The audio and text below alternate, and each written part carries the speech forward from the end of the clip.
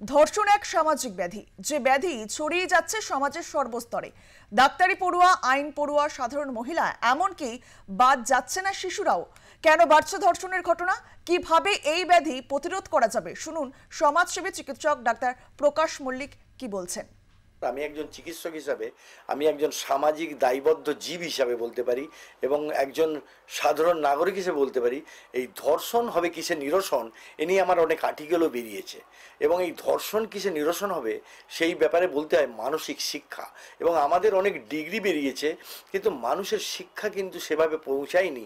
তার জন্য রক্ষক ভক্ষক হয়েছে। আর মানুষের আদিম প্রবৃত্তি হচ্ছে যৌনভাবে উপভোগ করা।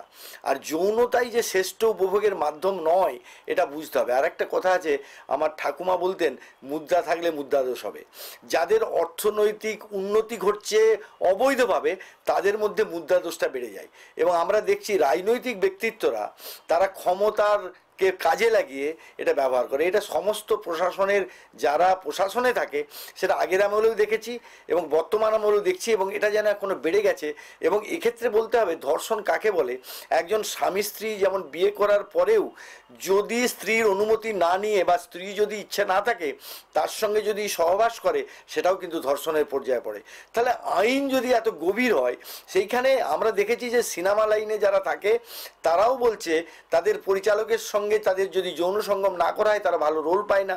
কিন্তু এটা কিন্তু এমন একটা ব্যাধি হয়ে দাঁড়িয়েছে, তার জন্য কি হয় না, সে পরবর্তীকালে তিনি বলছেন, আগে বলছেন না।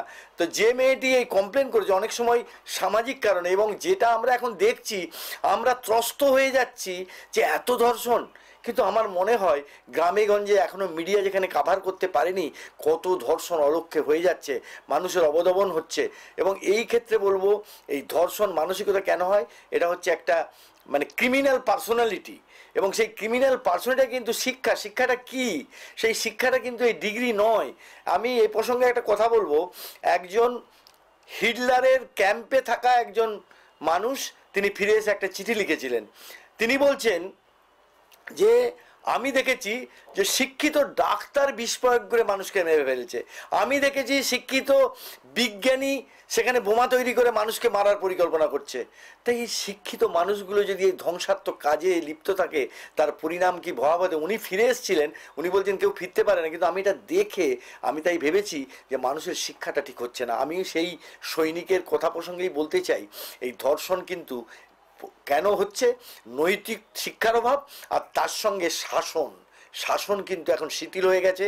কারণ এই সাধন শিথিলতার জন্য কি হয়েছে না, আমার স্বার্থ এবং আমাদের ব্যক্তি স্বার্থ, আত্মকেন্দ্রিক স্বার্থ। এবং এই যে কলেজে আজকে এই সব ঘটনাগুলো ঘটছে, খুবই মর্মাহত, এবং আমি এর জন্য খুব মর্মাহত।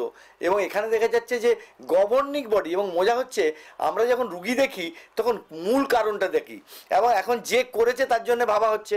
কিন্তু গভর্নিং বডি কেন করলো, অস্থায়ী চাকরি কেন দিল, তারা কি দোষী নয়? সেই রবীন্দ্রনাথ বলছে অন্যায় যে করে অন্যায় যে সহে। তাহলে সেই মানুষগুলোর কিন্তু বিচার হচ্ছে না। এবং আমরা দেখেছি যে আমাদের আরজিকরের প্রাক্তন অধ্যক্ষ সন্দীপ ঘোষ, তার বিচার কোথায় গেল? আমরা তো পাচ্ছি না সাধারণ মানুষ।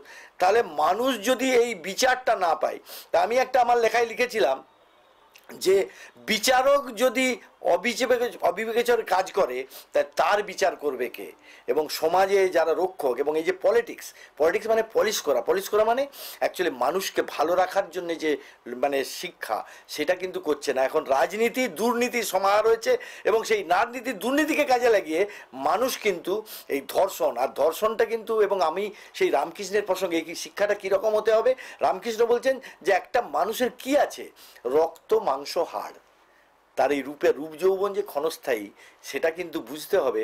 আর আমার যৌন সঙ্গম হয়ে যাওয়ার পরেই আমার কিন্তু আর কিচ্ছু থাকে না, কিন্তু আমার সেই অপরাধ বোধ, সেই শিক্ষাটার দরকার।